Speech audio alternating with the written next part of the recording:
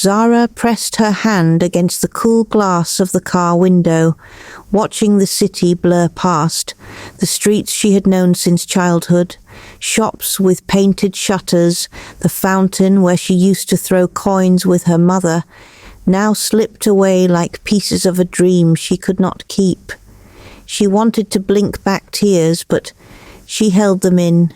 Crying, she had learned, never made anyone come back for her.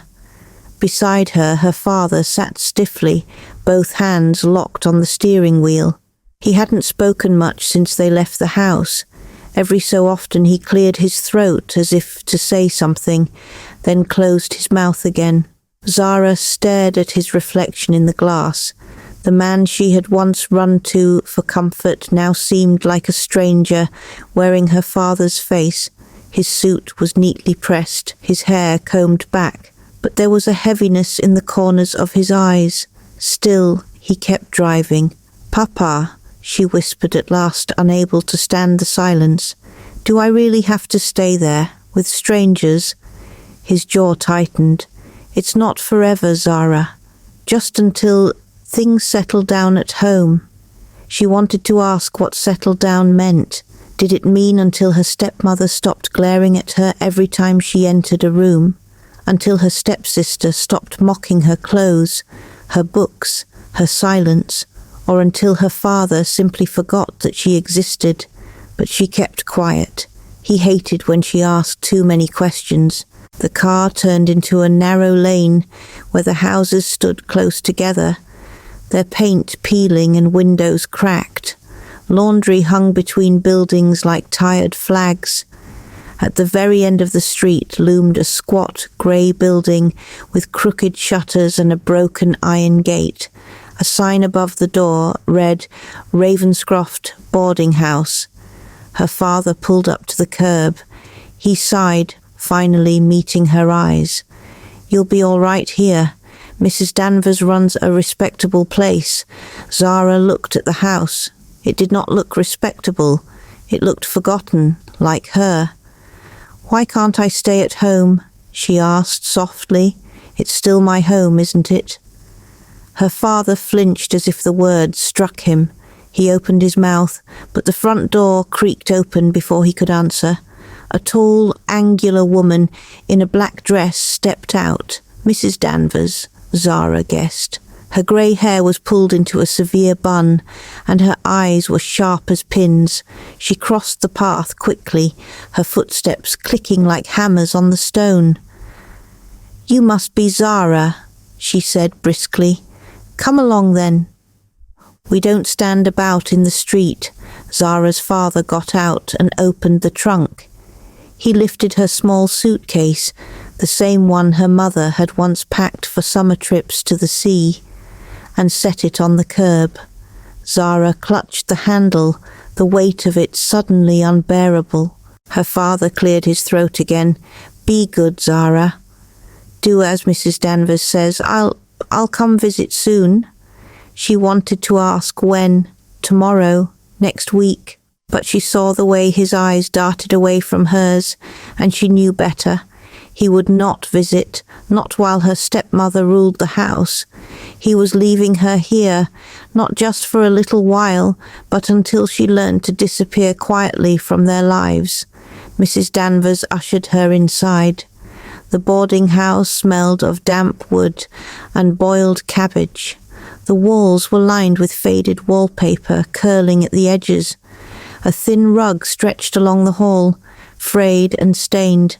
The air was heavy, and somewhere above, footsteps thudded across the ceiling. "This way," Mrs. Danvers said, her voice clipped.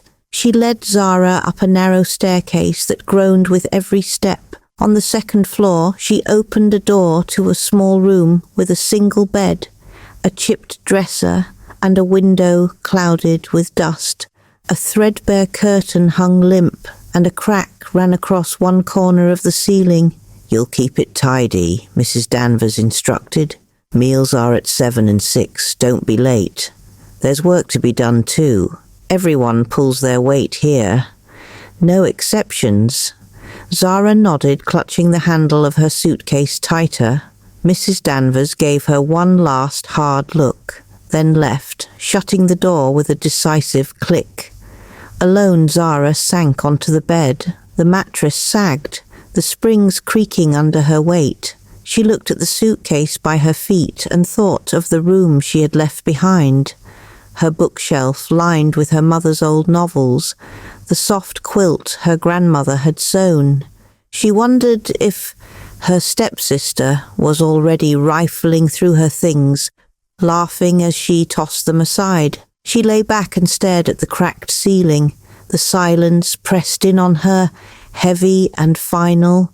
For a moment she wanted to scream, to run back outside, grab her father's arm, and beg him not to leave her. But she knew it would do no good.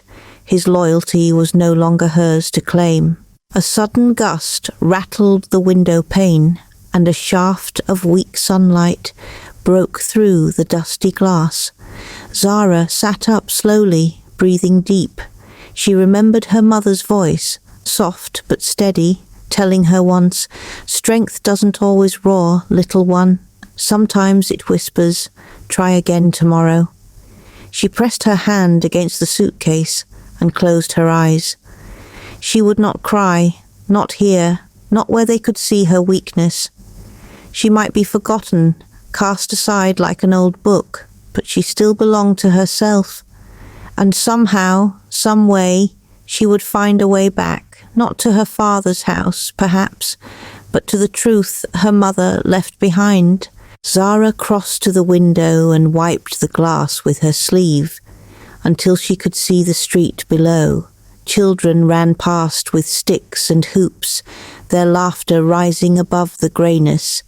In the distance she saw her father's car turn the corner and vanish from sight.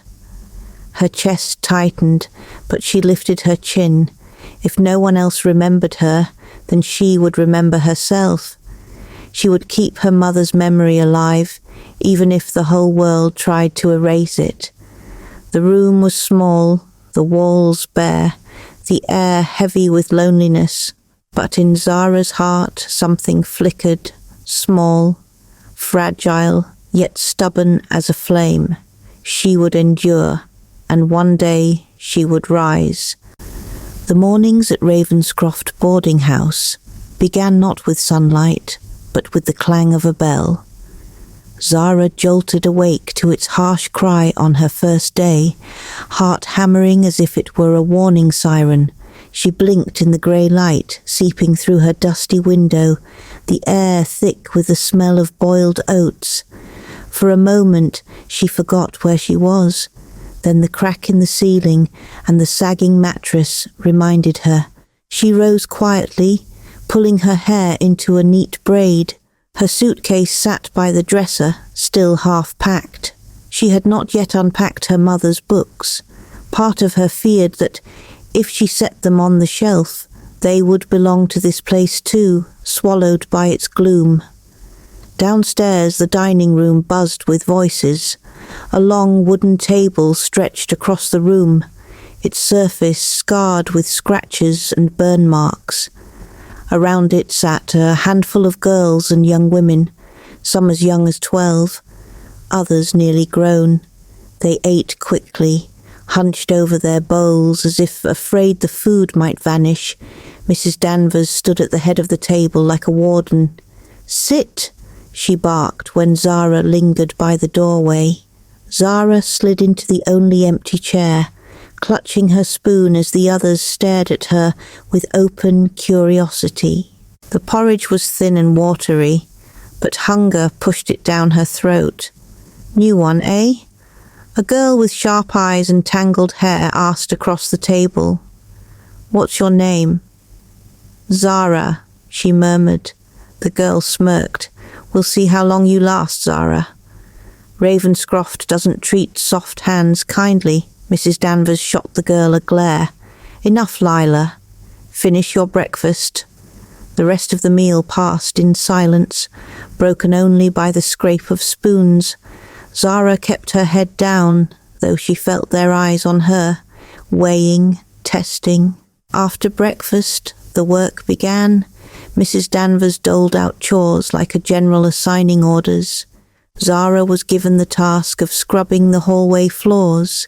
She knelt with a bucket and brush, her knees aching as she worked.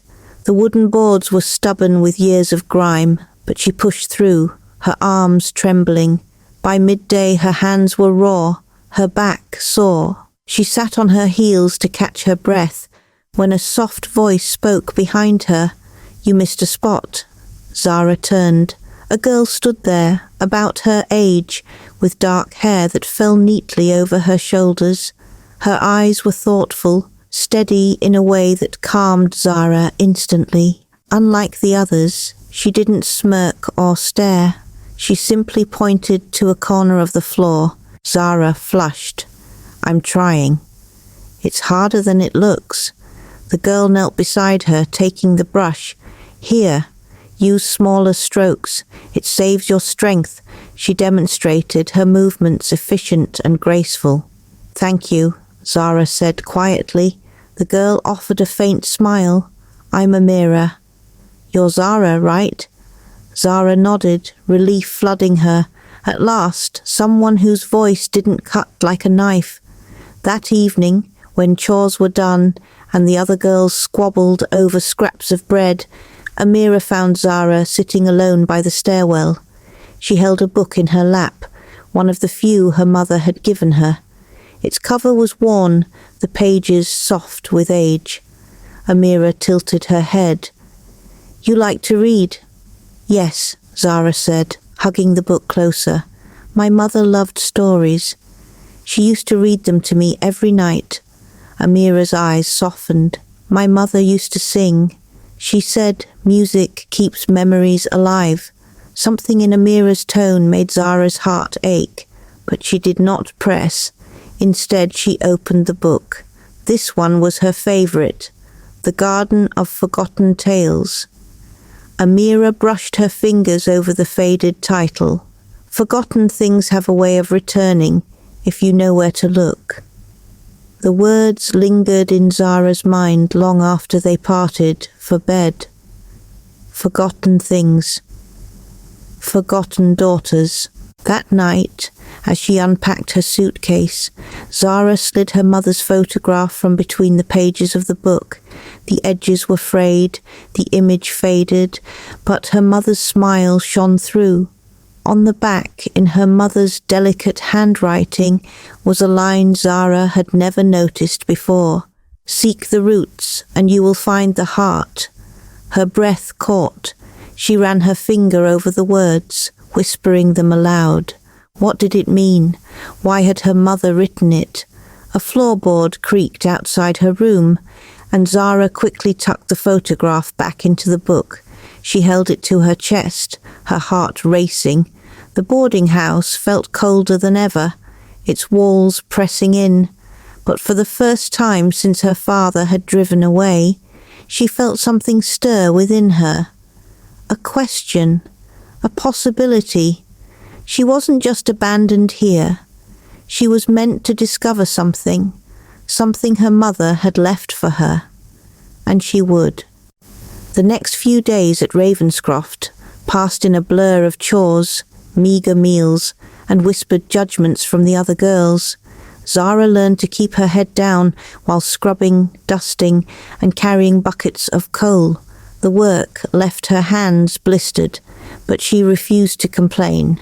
Complaints were wasted here. Mrs. Danvers met them with only a sharp glare or a punishment of double labour. Only Amira made the days bearable. Sometimes, in the quiet moments after supper, they would sit together by the stairwell or the draughty window at the end of the hall. Amira rarely spoke about herself, but when she did, her words felt weighted with secrets, like smooth stones pulled from a river. One evening, as Zara thumbed through her mother's old book again, Amira leaned close. "You always read the same one," she said softly. "Why?" Zara hesitated, then slid the photograph from between the pages. "Because of this." She turned it over, showing Amira the faint writing on the back. "Seek the roots, and you will find the heart." Amira traced the letters with her fingertip, her brows knitting. "Your mother wrote this?" "Yes, I never noticed it before. It feels like she was trying to tell me something." Amira's eyes flickered. Maybe she was. She lowered her voice until it was almost a whisper. "I heard stories about your mother." Before she died, Zara froze. "Stories? From who?" "There was an old caretaker here once, Mr. Gassan. He knew many families in the city.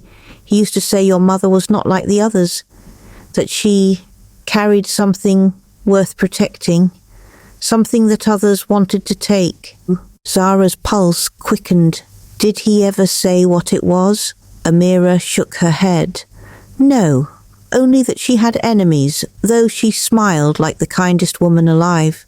The words sent a chill down Zara's spine. Her mother, gentle, laughing, warm, an enemy to someone? It seemed impossible. And yet, the cryptic message on the photograph gnawed at her. 2 nights later, unable to sleep, Zara crept from her room. The corridors were silent, save for the creaks of the old boards and the distant drip of water. She clutched her book to her chest, the photograph hidden inside. She slipped out through the back door and into the courtyard. The air was cold, carrying the scent of damp earth and chimney smoke. She tilted her face to the moon, whispering her mother's words. "Seek the roots, find the heart." Her gaze drifted toward the gnarled oak tree that loomed in the far corner of the yard. Its branches twisted against the night sky, roots breaking through the cobblestones like veins. Something drew her to it. Kneeling, she pressed her hands to the earth around its base. Her fingers brushed against a loosened stone. Heart pounding, she pulled it free. Beneath it lay a small metal tin, rusted but intact. Zara's breath caught. She pried it open. Inside, wrapped in oilcloth, was a folded page covered in her mother's handwriting. Her hands trembled as she read, "If you are reading this, Zara, then I am gone. But know this, you are not powerless. What I began, you must finish. Trust no one who wears a mask of kindness. Seek the library. There you will find the truth of our blood and the key to what is yours." Her vision blurred with tears. Her mother's hand had touched this page. Her mother had thought of her, had left her a trail. The library. Which library? A sudden noise behind her made her gasp. She spun around. At the far end of the yard, the gate creaked shut. A shadow slipped away into the night. Zara's heart lurched. Someone had been watching her. The next morning, exhaustion dragged at her bones.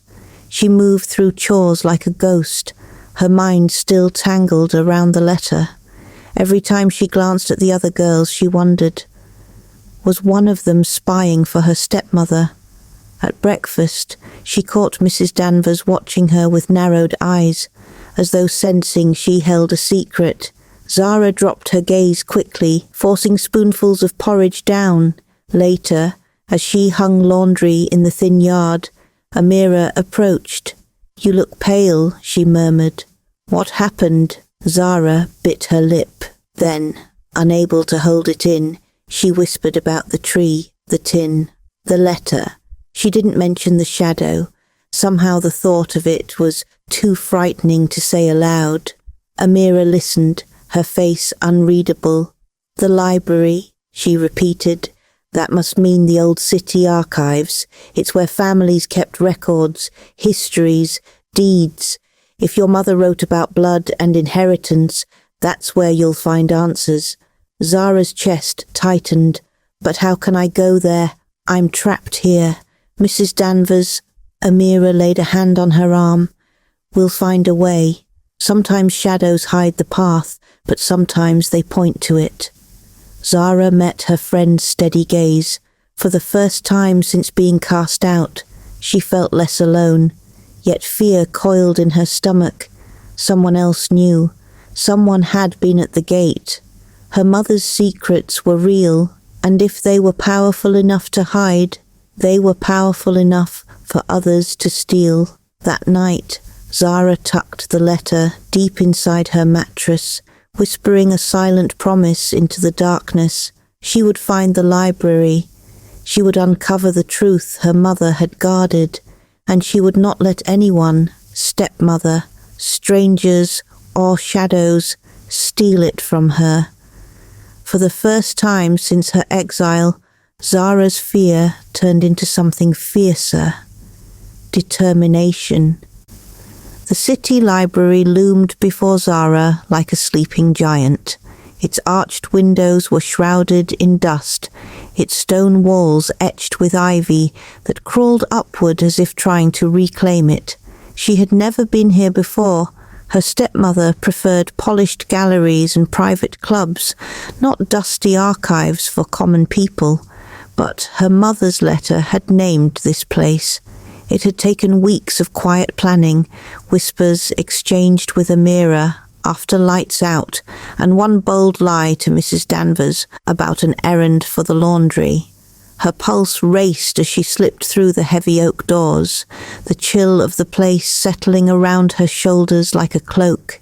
Inside, the air smelled of old paper and ink, of secrets waiting in silence. Tall shelves stretched toward the high ceiling, crammed with books and ledgers. Few people visited anymore. Only a bored clerk sat at the front desk, barely glancing up as Zara hurried past. Her mother's words echoed in her mind. Seek the roots, and you will find the heart. Roots, family roots, records. She followed the narrow aisles until she found the archive section, where brittle volumes rested in neat rows, labelled with family names. Dust clung to the bindings, undisturbed for years. She ran her fingers along the spines until one name made her stop. El Mun, her mother's family name. Zara pulled the ledger free and set it on a wooden table. The book creaked open, its ink faded but legible. She scanned through lists of births, marriages, deaths, an entire history unfolding before her eyes. Her mother's name appeared halfway down a page, Layla El Amen. Next to it, written in smaller script, was a note, heir to the El Amin Trust. Zara's breath caught. A trust? Her mother had never spoken of wealth or inheritance. They had lived modestly, though never poorly. Could it be true? She turned the page. At the bottom, another note had been added years later in different ink. Access restricted. See appended document. She flipped to the appendix, her hands trembling. There, sealed beneath a yellowed sheet of parchment, was a folded envelope marked with her mother's name. The wax seal was unbroken. Her fingers shook as she peeled it open. Inside lay a letter in her mother's elegant handwriting. To my daughter, Zara. If you have found this, then you are stronger than they imagined. The El Amin Trust was placed in my name, and it passes to you, but it is more than money. It is land, history, and responsibility. Guard it well, for others will try to claim it. The trust lies within the deeds of our house, hidden in the chest I locked before I died. The key is yours to find. Trust only your heart, not those who smile too easily. Zara pressed the letter to her chest. The house, the chest, a key. It was real. Her stepmother had lied, pretending Zara's mother left nothing. But the sound of footsteps made her freeze. She quickly tucked the letter back into the ledger and slid it beneath her arm. From behind the shelves, two figures appeared. One was the bored clerk from the front desk. The other made Zara's blood run cold. Her stepmother. Zara, the woman said, her voice sharp and smooth as glass. What a surprise finding you here. Zara backed away, clutching the book. How did you... Her stepmother's smile was thin. Did you think I wouldn't notice you sneaking out of that wretched boarding house? You've always been careless." She stepped closer, eyes glinting. "Now give me what you've found." Zara's heart pounded. She clutched the ledger tighter, shaking her head. "No." Her stepmother's eyes hardened. "Foolish girl, you don't understand what you're meddling with. Your mother should have destroyed it all. Instead, she left you with a burden you cannot carry." Zara wanted to run, but her feet refused to move. The clerk reached toward her, as if to seize the ledger. Desperation surged through her. At the last moment, she darted sideways, weaving through the shelves. The chase rattled the quiet library. Zara's breath came in sharp bursts as she dashed down aisle after aisle. At the far end, she saw a narrow door propped open, an emergency exit. She lunged toward it, gripping the ledger to her chest, and burst into the sunlight outside. Her shoes slapped against the cobblestones as she ran, not daring to look back until she rounded 2 corners. When she finally stopped, gasping for breath, she glanced behind her. The alley was empty. She leaned against a wall, heart racing, the ledger still in her arms. She opened it again to check. The letter was still there. Relief flooded her, mixed with fear. Her stepmother knew. She was being hunted now. That night, back at Ravenscroft, Zara sat on her bed with Amira beside her. She showed her the letter, her voice trembling as she read the words aloud. Amira's eyes widened. "So it's true. You are the heir. That's why she wanted you gone. She'll never stop now," Zara whispered. "If she finds the chest, it's over. But my mother left the key for me." "Then you must find it first," Amira said firmly. "Before she does," Zara touched the letter again. Her fear had not lessened, but it had changed. It no longer paralyzed her. Instead, it sharpened into something fierce. Resolve. Her stepmother thought she was weak, powerless, forgotten. But Zara knew the truth now. She was her mother's daughter, and she would fight for what was hers. The storm arrived just as dusk fell, rolling clouds across the horizon like a dark tide. Rain lashed the windows of Ravenscroft, and thunder cracked in the distance. Zara sat upright in bed, the letter hidden beneath her pillow, her thoughts racing with her mother's words. The key is yours to find, but where could her mother have hidden it?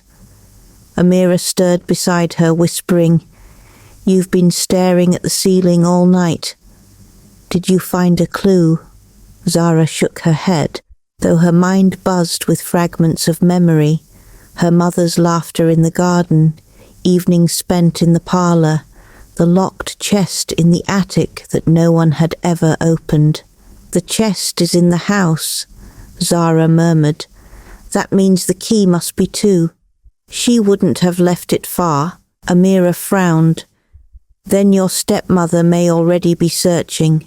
The thought sent a chill through Zara. She slipped from the bed and padded to the window. Beyond the rain-speckled glass, she could see the dark silhouette of the estate looming in the distance. Her stepmother had all the keys, all the access. If she found the chest before Zara, everything would be lost. "I have to go back," Zara whispered. Amira sat up, startled. "To the house? Tonight? That's madness." Zara turned, her eyes fierce. "It's the only way."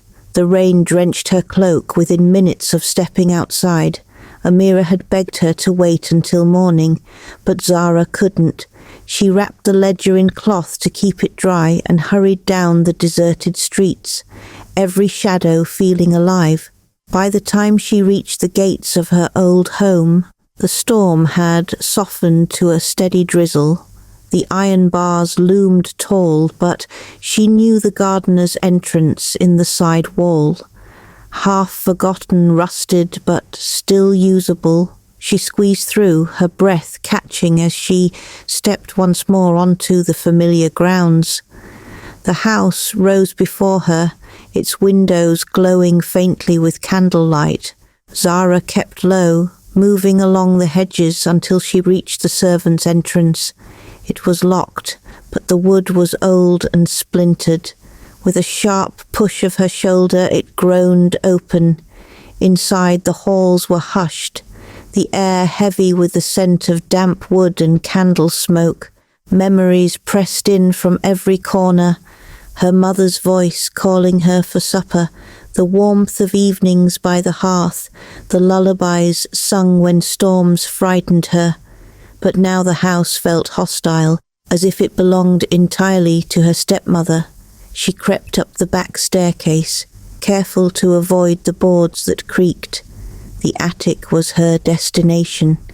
She remembered the chest there, small, carved with swirling patterns, its lock heavy and unyielding. At the top of the stairs she paused. The corridor was dark, but faint light spilled beneath a nearby door. Voices carried through the wood. Zara pressed close, listening. "She knows," came her stepmother's voice, low and sharp. "The girl has the ledger. If she finds the chest, everything unravels." A second voice answered, smooth, male, unfamiliar. "Then remove her from the board." Quietly, "An orphan has few defenders," Zara's breath caught. They were planning something worse than exile. Her stepmother wanted her gone forever. She forced herself away from the door, heart hammering. Every instinct screamed to flee, but she climbed the final steps to the attic. The space was cold and musty, filled with old trunks and furniture covered in sheets. In the far corner stood the chest, smaller than she remembered, but its carved lid gleamed faintly in the candlelight. She knelt before it. The lock was still there, the iron dark with age.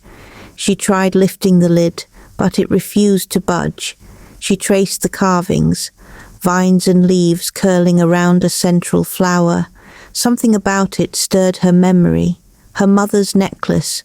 Zara had seen it often, a small pendant in the shape of the same flower. But it was gone, buried with her mother. No, taken by her stepmother. Could the pendant have been the key all along? The realization sent panic through her. If her stepmother possessed it, the chest could be opened at any time. Lightning flared outside, illuminating the attic. At that instant, Zara noticed a loose plank in the floorboards near the chest. She pried it up with trembling fingers. Beneath it lay a small bundle wrapped in faded silk. Her breath caught as she unwrapped it. Inside was a brass key, delicate but strong, its handle shaped like the same flower carved into the chest. Relief surged through her. Her mother had hidden it here, close but safe. She slid it into the lock, her hands shaking. The mechanism clicked. The lid creaked open. Inside, bundles of papers lay neatly tied with ribbon, deeds to land, documents marked with the El Amin seal, and beneath them, a leather-bound journal. Zara opened it, finding her mother's familiar handwriting filling the pages. The first entry read, "This trust was built not only for wealth, but to protect our people, our history, and our bloodline. If it falls into the wrong hands, generations will suffer. To my daughter, I leave you the truth. Guard it with your life." Tears blurred Zara's vision. Her mother had planned everything, trusting her to carry it forward. But footsteps echoed below, drawing nearer. She quickly closed the chest, slipping the key into her cloak pocket and clutching the journal to her chest. She extinguished her candle and darted into the shadows, just as the attic door creaked open. Her stepmother's voice floated up the stairs. "Search everything. She's here." Zara held her breath, pressing herself against the wall as shadows filled the attic. She could hear boots scuffing against the floorboards, drawers opening, furniture shifting. Clutching the journal tighter, she whispered a silent promise to her mother. I will not let them take this from me. Then, as lightning cracked across the sky, she slipped through a side crawl space she remembered from childhood, vanishing into the storm once more. Zara stumbled back into Ravenscroft Boarding House just before dawn, her cloak plastered to her skin, her hands clutched around the leather journal. Amira was waiting by the stairwell, her face pale with worry. Zara, she hissed, pulling her inside before Mrs. Danvers could notice. You're soaked. What happened? Zara pressed the journal into her friend's hands. I found it. My mother's journal. And the key. Amira, everything she wanted me to know is inside here. Amira opened her mouth to speak, but heavy footsteps echoed in the hallway. Mrs. Danvers appeared, her expression hard as stone. Her gaze swept from Zara's dripping cloak to the bundle in Amira's hands. Out, she ordered. Both of you. Now the dining hall was cold, the fire unlit. Mrs. Danvers stood at the head of the long table while the two girls huddled at its centre. She tapped her cane against the floor, the sound sharp and final. Zara, you've brought danger into my house, she said. Your stepmother came last night. She searched this very room. Do you know what she asked of me? Zara's heart sank. What did she say? That if you returned, I was to deliver you to her. And if I refused, Ravenscroft would be shut down. Amira gasped, but Zara felt only cold fury. So you'll betray me too? Mrs. Danvers' eyes flickered, the tiniest crack in her stony mask. Child, I keep this house for girls with nowhere else to go. I cannot risk them all for you. Zara's fists clenched. Then you'll give me up to a woman who wants me gone, dead even. The silence that followed was answer enough. Amira stepped forward, voice trembling but firm. If you hand her over, you'll destroy more than one girl. You'll destroy hope itself. Do you want to be remembered as the woman who chose fear over justice? For a moment, Mrs. Danvers faltered. Her cane wavered, and in her eyes flickered something. Guilt, perhaps, or memory. But then her jaw tightened. Hide if you must, but you cannot stay here. By nightfall, you'll be gone. Zara wanted to scream, to beg, but she held her mother's journal close and swallowed the words. Betrayal was nothing new. The only thing that mattered now was survival. That night, as the house fell quiet, Amira helped Zara pack what little she had. They slipped into the alleys, the journal hidden under Zara's cloak. Where will we go? Amira whispered. Zara's eyes burned with determination. To the lawyer. My mother trusted someone. If he still lives, he'll know what to do. But, in the shadows across the street, a tall figure lingered, watching, waiting.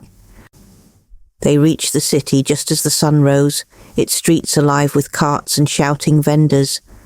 Zara pulled her hood low, every glance from a stranger making her pulse quicken. Amira led the way through narrow lanes until they reached a modest brick building with a brass plate by the door. Alcott and Sons, attorneys at law.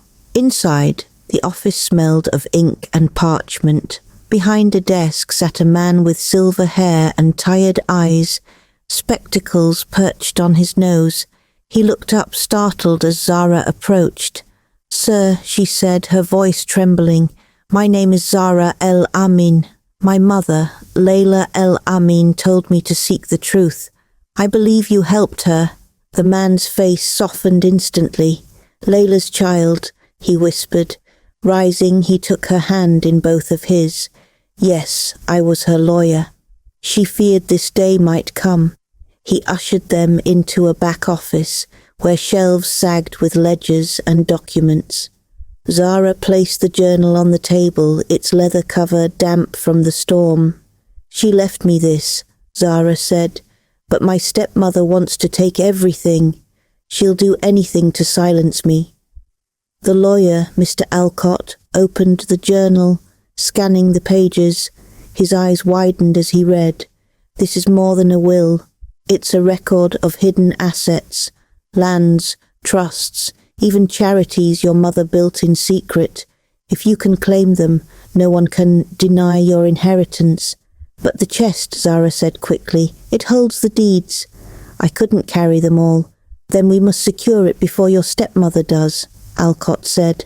"I'll petition the courts to freeze any transfer of property until you can prove your claim." Relief washed over Zara, but it was short-lived. A knock rattled the office door. The clerk entered, pale. "Sir, a woman is here. She demands to see you.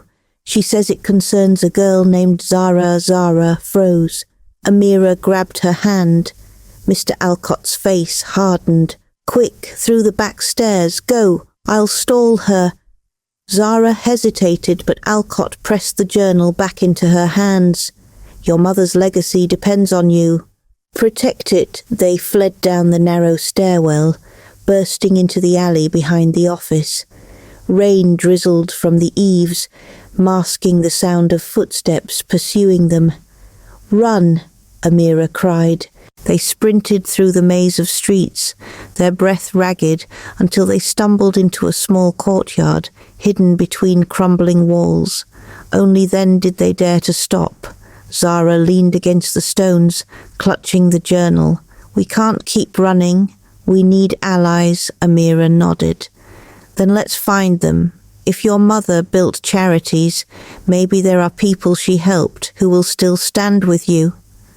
Zara straightened, her eyes blazing with new resolve. Her stepmother was powerful, but she was not invincible. The journal held not just wealth, but connections, threads that bound people together, and Zara would weave them into a shield. The city square was alive with the roar of the storm and the cries of merchants closing their stalls. Zara stood at the centre, her cloak whipping in the wind, the journal clutched tightly in her arms. Beside her, Amira's face was pale but determined. Mr. Alcott had warned them, "Your stepmother will strike soon. Be ready." They didn't have to wait long. A black carriage clattered into the square, drawn by restless horses. From it emerged Zara's stepmother, tall and severe, her dark gown glistening with rain. Two men followed her, hulking, silent, their eyes fixed on Zara like hunters who had cornered prey. "Well," her stepmother said, her voice smooth as silk, "the little stray has claws after all, sneaking into houses, stealing what doesn't belong to her." Zara's grip tightened on the journal. "It belongs to me, to my mother. You stole everything else, but not this." Her stepmother's smile didn't reach her eyes. "Your mother was foolish. She hid things from me, from us. And now you play at being her ghost. But ghosts have no rights." Amira stepped forward. "She's not alone. And she's not afraid of you." The stepmother's gaze flicked to Amira, cold and dismissive. "Another orphan clinging to scraps. You'll be forgotten soon enough." Something inside Zara snapped. All the fear, all the silence, all the nights she had swallowed her pain. It surged up, hot and unstoppable. She lifted the journal high, her voice carrying over the thunder. "My mother left proof of her wealth, her land, her charities. This city will hear her voice again, through me, and I will not let you bury it." For the first time her stepmother's mask cracked. Anger flashed in her eyes. She motioned to the men. "Take it from her."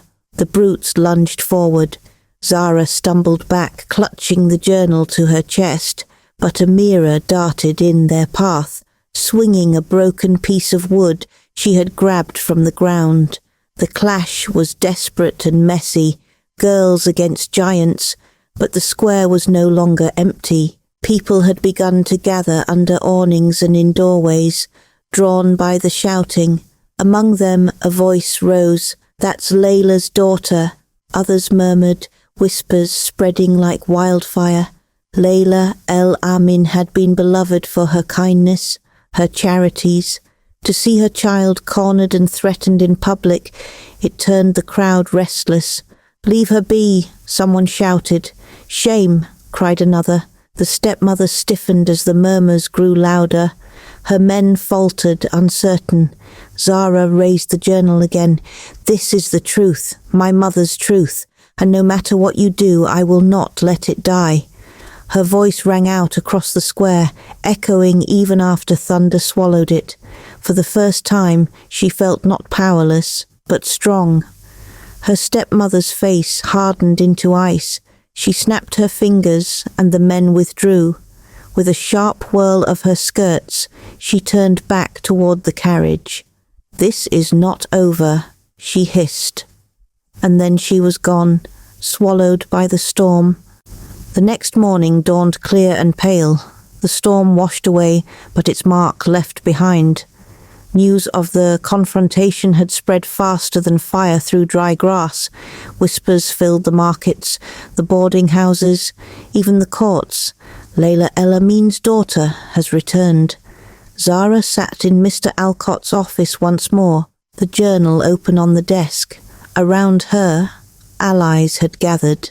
Amira, her hand wrapped in cloth from the scuffle. Mrs. Danvers, who had arrived unexpectedly, her stern eyes softened with regret, and two men and women whom Zara didn't know, but who had been named in the journal as trustees of her mother's charities. "You see," Alcott said, tapping the open page, "this journal ties every piece of property, every account, back to Layla herself. It proves beyond question that her daughter is the rightful heir." Mrs. Danvers shifted uncomfortably. "I doubted you, child. I let fear make me cruel. But last night, I heard the crowd chant your mother's name. I remembered what she once did for me. I won't forget again." Zara blinked at her, startled. For the first time she saw not just hardness in the woman's face, but pain, and perhaps a sliver of love. "The courts will hear this within a week," Alcott continued. "But there is one last matter, the chest." He slid a folded paper across the desk. "Your stepmother has petitioned for possession of it, claiming it is hers. If she succeeds, she can destroy every deed inside before we can act." Zara's breath caught. "Then we have to stop her. We can't let her win." Mrs. Danvers' gaze locked with Zara's. "Are you prepared to do what your mother did? To risk everything for the truth?" Zara thought of the attic, the cold nights at Ravenscroft, the storm in the square. She thought of her mother's words, "Seek the roots, and you will find the heart." "Yes," she said, her voice steady. "I'm ready." Alcott nodded gravely. "Then tomorrow the doors of the court will open, and so will your future." Zara touched the journal, its worn leather warm beneath her fingers. For the first time since her father had turned away, she felt her mother's presence, not as a ghost, but as a guiding light. Tomorrow would decide everything.